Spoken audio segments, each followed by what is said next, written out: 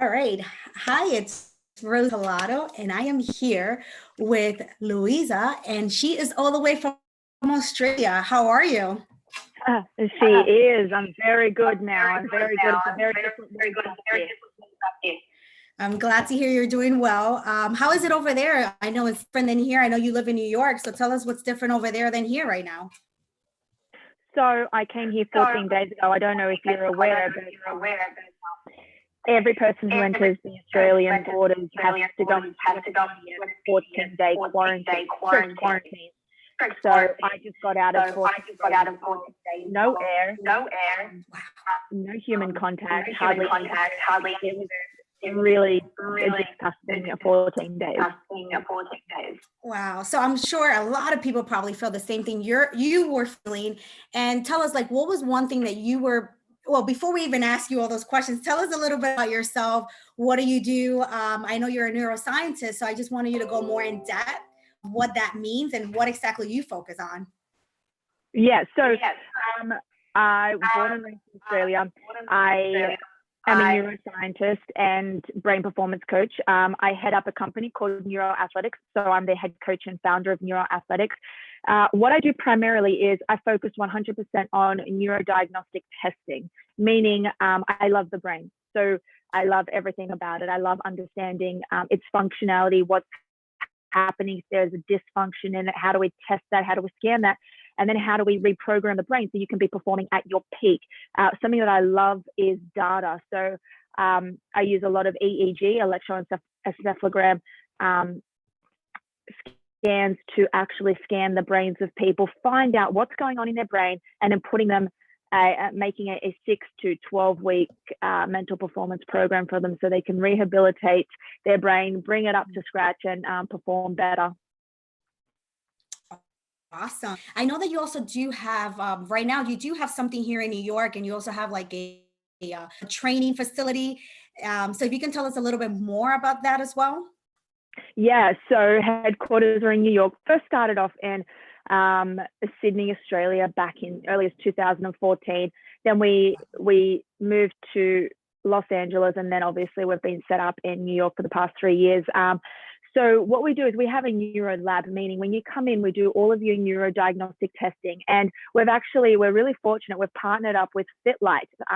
Fitlight, it's a reaction training software technology. I use it for brain performance. And whenever we look at wanting to grow and strengthen the brain, we do a lot of training with Fitlight because we do things like reaction training, memory drills, things that are going to stress the nervous system, because we know that when we place the brain or the body under pressure, under stress, it rehabilitates, it gets better, it gets stronger, and therefore you can take on more. So that's exactly what we do in New York. You come into the lab, we do all the testing, we've got a range of neurotechnology that you can use to actually help you throughout the process.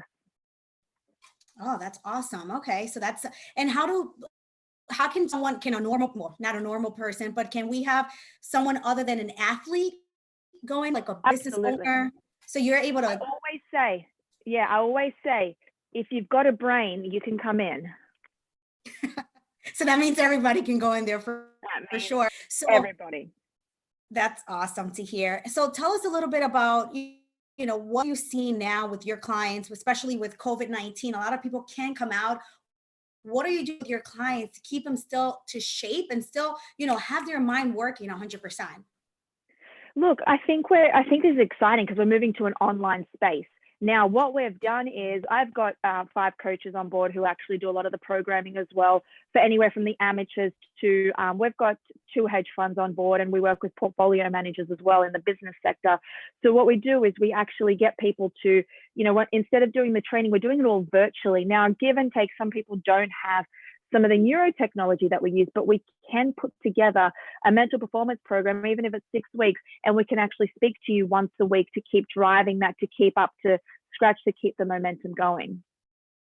Okay, so that's great. So you're still able to help them, even though they're from home, and a lot of us here in New York, and that's great. So what is one thing that you're basically seeing with them, that they're not able to come out, and a lot of them probably now they can't even be going out there this summer because they stop a lot of the sports activity. So what are you seeing them, and what are you really telling them to keep them still busy, still doing what they're supposed to do, not to go on vacation and use this as a vacation time, but use this as, what are you telling them to use this time versus just sitting around and not doing anything? Well, here's the truth. This is not the end of the world. Depends in if you believe in conspiracy theories or not. However, the world will open up again. The world will start. And do you want to be that person who is at the finish line when the world starts back up again? And so I'm very big and very proactive on, don't look at the media, like understand what's going on in the world, but to have be strong. If it, I always say the strong will survive. It's very Darwinism for me to say that. But if you just sit back and you do nothing, you get into a habit. We know that habits are forming. If we're forming this habit over a 1-2 week period, we're going to go into the world's going to open back up again. Jobs are going to start back up. And, if we're going to start from scratch, if the economy is going to start from scratch, do you want to be at the back of the line, or do you want to be working every day? I think that in any situation, good or, bad, for example, the pandemic that we've got going on, even if it's not a pandemic and there's something happening in your personal life, you've got to kind of look at it and think, what's the alternative? I can sit here and dwell, I can grieve, I can be negative. It's not going to do anyone any good, not yourself. And the other people in the world are going to get ahead, the ones who are working. Same theories apply, I think. Absolutely. So that's good. What's one tip that you would give people that are, stuck home, whether it's an athlete or not, and it's a person that they're self-employed and their job is to keep your mind still working and not kind of give up? What is one thing that you would suggest somebody to do right now because right now we really don't have a clear understanding of what's happening, when we're going to go back to work. So it's a lot of people that they're very uncertain. And a lot of people, when they are uncertain of what's going to happen, they sit back and say, well, I'm just going to wait for things to happen. So what is one action item that you would suggest for people to do right now while they're home? First of all, figure out what you want. Okay, let's look at the theory of motivation. Okay, you can't just wake up and expect to have motivation. Motivation must be generated, just like a power plant. When you need energy, it gets generated. Okay, you look at the power plant, gets generated. We know this. It's like motivation. You need to know why you're doing what you're doing. You need to know what your plan is. Like, what are you going to do if you lose your job? What are you going to do if you've got no customers, if you've got no revenue coming in? There's always a way. This is not 1930. We have the internet now. It's actually pretty freaking amazing what's going on in the world. You can still conduct, unless you're a concreter where you actually physically have to be there and things are just not happening. But, a lot of business owners are sitting on the sidelines right now and not benefiting from this, from what's going on right now, albeit we have some devastation that's happening. A lot of people in the world are getting sick and dying. But you really need to focus on your mindset and what you have to do every single day to get you to where you need to be. Absolutely. And I know that you're really heavy and really big on meditation, and that's something that, are you telling On what? Sorry, you cut out. Meditation? Yes, you're really big on meditation, right? And visualization. So I know a lot of people, so tell us a little bit more about that. How does that work with your brain, and why it's so important to meditate? I mean, I meditate every day. After listening to you for 20 minutes, and I'm drinking a lot of water because of you. So if you can, tell us a little bit more about that, and what does that do to the brain, whether it's drinking more water, it's meditating, what is the benefit of that? And how do you guys have studies to see that? Yeah, well, look, we've seen right now, we've got so much stimulus bombarding us 24 hours a day, notifications, this, that, media, people, whatever it is. What we want is our mind just needs to just relax. Okay, so I practice what we call Vedic meditation, transcendental meditation. I went and did I think it was a 2 or 3 week course in Australia a few years ago. Actually learned the fundamentals of Vedic meditation and what it does and why we do it. Took me a while to get going. However, with every single one of the people that come on board with us, whether you're an athlete, a business owner, a patient, you come on board, and we always say to meditate first thing in the morning for 20 minutes. What you're doing is you're actually teaching your brain how to quiet and how to silence the noise around you, which is a very powerful tool, because you can be scattered. You can be getting so many notifications, and what you need to do is really focus and hone in, no matter what's going on in the world, or no matter, if you've got 2, 3 kids, 5 kids running around going mad, but you need to focus on a Zoom call. How do you switch that on? How does your brain go, crazy mess at home, crazy, to boom, I need to focus and be in that tunnel vision? It comes with practice, and that's why we meditate. Well, for us, now there have been a lot of, I believe in science. I am a scientist. I believe in science. I have seen a number of different research articles out there that show the brain has been scanned, whether it's an EEG, whether it's an MRI. It's been scanned pre-meditation. Then the subject has gone through maybe 6 to 12 weeks of meditation, 20 minutes in the morning, 20 minutes at 4 p.m. And you can actually see the structural images of the brain have changed. They've grown. They've gotten thicker. So what does this mean? It means that with brain training of any type, there is merit to it. We can change the brain. So that's what I think. When it comes to water, look, people are always looking for the next big thing. Well, how can I get better? How can I decrease brain fog? That's a big one, brain fog. How can I do this? It's like, well, they're like, what do I need to take in terms of nootropics? It's like, well, let's talk about the God-given talents. Are you sleeping well? No. Are you drinking and hydrating? No. It's like, well, let's not supplement. Let's get that down packed. Let's get the 3 liters of water down packed. We know that the brain operates predominantly, it's made up of water. And, if we're not feeding it what it's like depriving your body. If your body doesn't get sunlight and fresh air, it's the same as your brain. You got to give it what it's made of. So you have proof that if you're not drinking enough water, is your brain decreasing, or what's really happening to the brain if you don't have enough fluid, meaning water in it, right? Yeah. So when your body, even if you're experiencing even as near as a 2% dehydration rate, your cognitive abilities actually decrease. They say between like 20 and 30%. That's huge, just to have a 2% decrease. The moment that you're thirsty, you are already severely dehydrated. So you're messing up with your with the way your body's going, with the cleansing process, with alkalinity, with acidosis. You really want to be keeping your brain as healthy and as powerful as it can be. So you're saying definitely sleep. And I do have a question with you with meditation. Is there a moving fact as to why you want to meditate when you wake up and also at 4 p.m.? What's the 4 p.m. about it?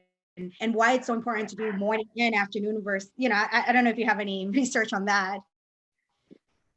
So what we do know is, first and foremost, that's a Vedic tool, the whole first thing in the morning and then the 4 p.m. rule.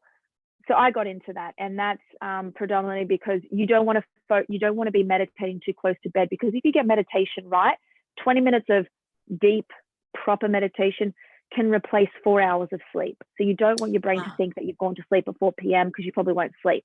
That's why I don't believe in meditation to sleep better. That's my opinion. In terms of the morning, okay, what we know so far is the brain operates at, the brain has brain waves, okay? They operate via wave cycles. Now, when you first wake up, you've got this window, okay, where your brain is very susceptible to taking in anything. So if you're opening your phone first thing in the morning, you're seeing negativity. Your brain catches that and it says, great, so for the rest of the day, we are going to be negative. It takes in anything that you give it first thing in the morning. That's why I don't check my phone when I first wake up. I get up, I move around, I go and get a drink, I do my meditation, then I check my phone. So that's what we know with brain scans so far. If you first thing when you wake up, your brain is highly susceptible. It's operating at a very slow wave cycle per second, very slow hertz, meaning that it's very susceptible. So if you're meditating and quietening your mind first thing in the morning, becoming still, set your day up for success. Got it. Okay. And then why the afternoon? I know you kind of went into it. I felt you went too fast on me on that one. Why the 4 p.m. afternoon better yet? Why twice a day? Forget about why don't do it at night, but why do you want to do it 2 times a day versus like 1 time? I mean, if you have the time, obviously do it twice, but why? Well, look, why I don't know, but I'll tell you why I think it is. It's because you're just doing so much from, morning, like 7 a.m. if that's when you get up, until 4 p.m. So it's like a really good time to sit and relax. And I think 4 p.m. is just how they, in transcendental terms, how they just formulated it. So I just stuck to it. It's a routine.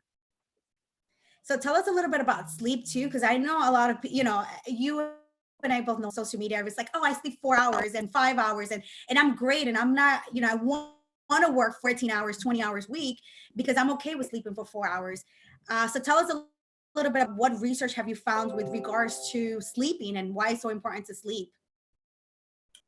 So sleeping, in my sole opinion, is the most underrated mental performance tool that we have. It is absolutely spectacular. However, the drawback is it's sleeping well. There's this thing called sleep hygiene, meaning, are you actually sleeping well? Are you getting deep sleep? If you do follow me on social media, you'll see that I actually, every single morning, I record my sleep at night, and I go through the data in the morning, and what I'm looking for is the REM sleep. I'm looking for rapid eye movement. I'm looking for slow wave sleep as well, meaning that that's when I'm in that deep sleep zone, because we can all go and sleep for 14 hours. We can sleep for 10 hours, but we can still wake up feeling tired and, not feeling the best. It's like, well, I slept for 8-9 hours. Why do I feel like this? It's because you didn't sleep correct, or you didn't go into the deep sleep. The deep sleep is where all the cleaning happens. Your body just goes through all this genesis. It just goes, okay, I'm going to clean up the body. I'm going to get rid of everything. I'm going to store the memories from yesterday. I'm going to do what I have to do. We actually need sleep for proper brain function as well. It's just like dehydration, but sleep is the same. I think there's been so many studies around actually prepare for sleep, how to prepare your brain for sleep. And then, if you're really into the neurohacking and biohacking space, you can go through it and understand what neurotransmitters are not working, and what's not firing, and how to supplement with that. GABA, for example, is a great supplementation to take if you're if you want to get a good sleep in. What was that supplement already? Because it's coming in and out. GABA. We'll put it on GABA. Okay, GABA. I'll ask you later. I'll make sure I post it. Now, what can somebody do to get into that deep sleep? Is it do that research that you were saying? Is there like a tool or a tip you can give us to get into that real deep sleep? Absolutely. An hour before you want to go to sleep, just say you want to sleep at 10 p.m. And I mean, like, close eyes, okay? What you want to do is you want to start to train, prime your body for sleep, meaning you want to eliminate all light, okay? What we know is that we've got this circadian rhythm, okay? When we see light, when the eyes see light, it says to the brain, we're awake, any type of light. Now, what's happening, which is detrimental, is we're looking at screens before we go to sleep. So the brain is like, okay, we're up, we're going to be prepared for a next, 12-hour day. But when in actual fact is you're looking at a screen and you're expecting your brain to go to sleep. It doesn't work like that. You're like stimulating your brain and then just going to sleep. So what I would suggest is an hour before you sleep, start to get into a routine where you're winding down, eliminate the light around you, turn off the lights, maybe don't eat anything, and maybe do a stretch, have a warm bath, have a cold bath, whatever you need to do, have some magnesium, relax the body. Reading is great, and just preparing your body for sleep. So just kind of prepare an hour before, and then that'll allow you to go into that deep sleep. So what do you say about people that say, hey, I don't dream? Is that because they're not getting deep sleep, or is that normal? It just really depends on the person. Listen, I don't know about dreaming. However, I've seen a few articles to show that you dream in light sleep. So in light sleep, you're dreaming. So if you're not dreaming or don't remember. Don't quote me on that, but that's So dreaming is not my area of expertise, but that's what I think I've seen. Okay, so what you're seeing, and I'm sorry because we broke up, was if you are having dreams, that means you're light dreaming, versus if you're having a deep sleep and you don't remember, it's because you actually rested and your whole body gave up. Not gave up, but it's replenishing itself, which is great to know. So what do you think is going to happen with? I don't know. Do you know a little bit about PTSD? I'm just curious. Perfect. So what do you think it's going to happen with, when everybody goes in? And the reason why I'm asking this, I'm not saying it in terms of a business owner. I'm just saying in terms of a global, or even in the US, where we're so accustomed to being on our own. And, even when 9/11 happened, a lot of people got PTSD. So what do you think is going to happen, or what are you going to see in terms of just regular us going back to work, whether it's a homeowner, whether it's a real estate agent, whether it's, just human and regular, and even the kids that are going back to school? Yeah, it's a good question, and it's kind of scary at the moment. I think 2020 is going to bring about a whole new era of mental illnesses, I think what we're seeing now is a massive increase in the rate of anxiety, depression that comes from uncertainty. You know, when we look at anxiety, we know it comes from, uncertain events of, playing in our heads. We get anxiety. Sometimes they're made up events that we're making up in our heads. But for right now, it's a scary time because you can't talk to anyone about what's going on because nobody in the world knows what's going to happen in the next month, 2 months, 3 months. So that's one thing to take into consideration. How do I think people are going to go back to work and get back to reality? There is a really strong theory around evolution that says the strong people and the ones who survive any catastrophic event and any pandemic, and the ones who keep going, are the ones who are able to adapt. I think it's around the theory of adaptability. They're able to go from one space and be put into a completely different other space and be able to adapt to that well. So I think the ones who are going to go into the work are the ones who are preparing, like I said, every day, doing negative thought stopping, getting into, motivation. Who are you? What do you want? Eliminating all of the stimulus around you, eliminating the news, and staying, maybe trying to get on Zoom, talk to people who are motivating, watch YouTube.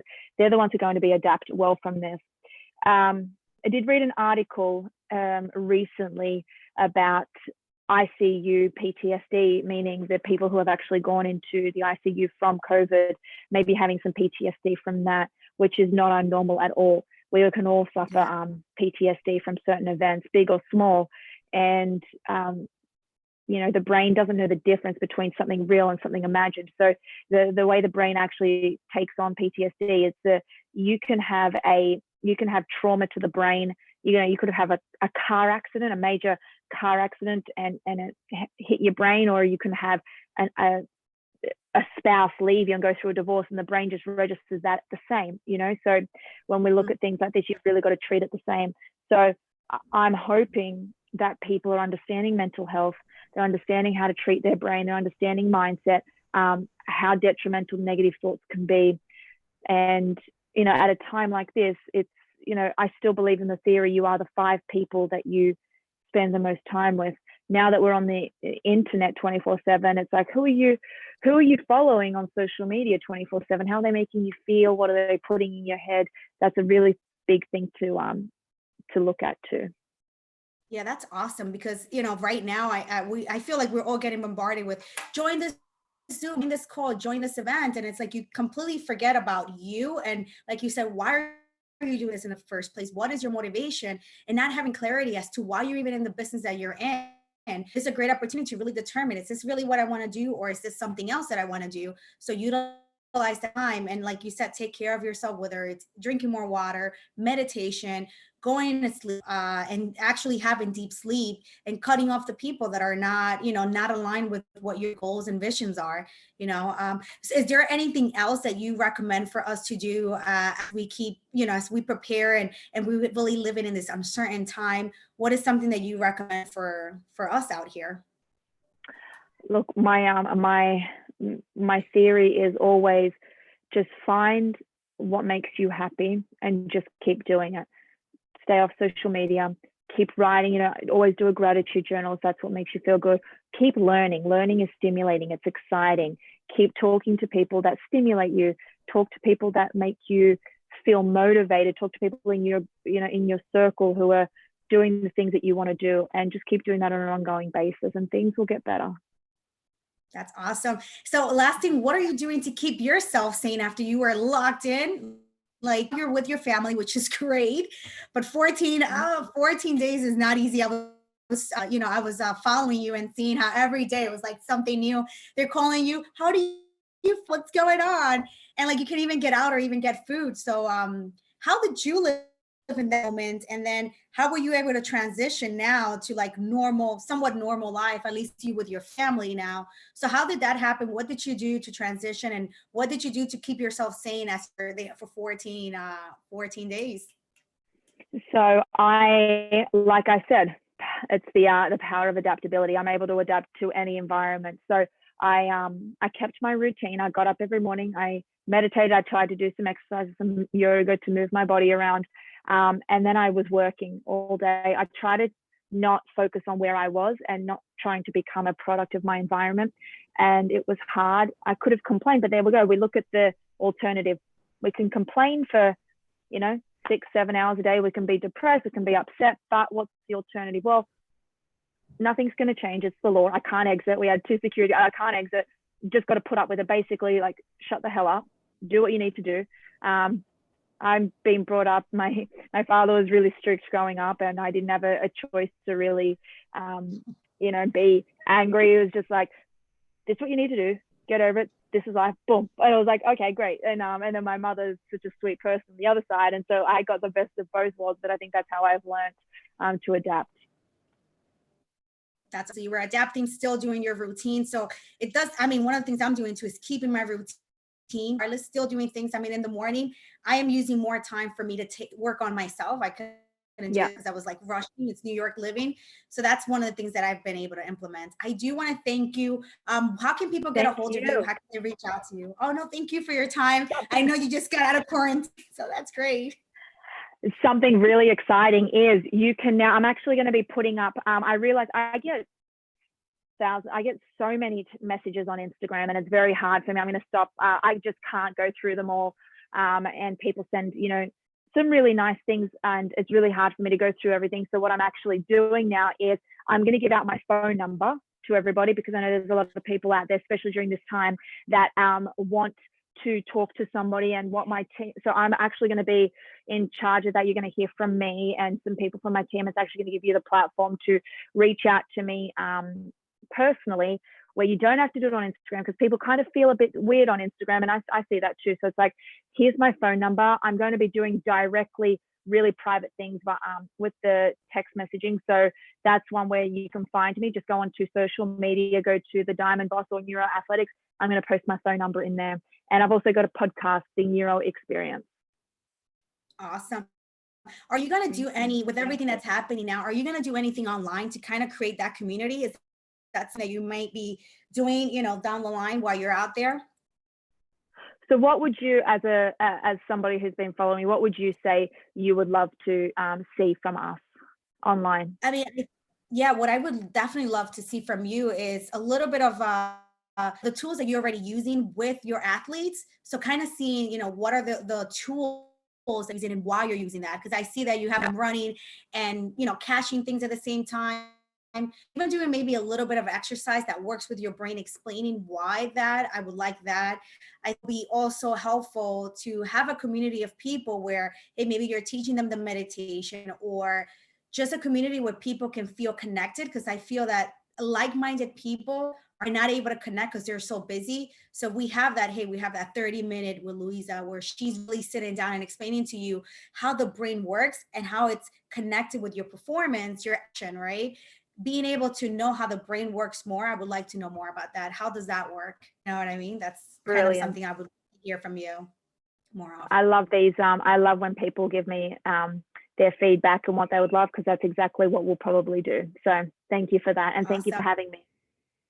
Thank you, guys. I am definitely going to repost this on Facebook. We had a little issue with Facebook, but I'm going to have all the information there. Her Instagram, which she uses more than Facebook. So make sure to follow her on Instagram. Now, what if people here don't have Instagram? What do you, would you also have it on your Facebook?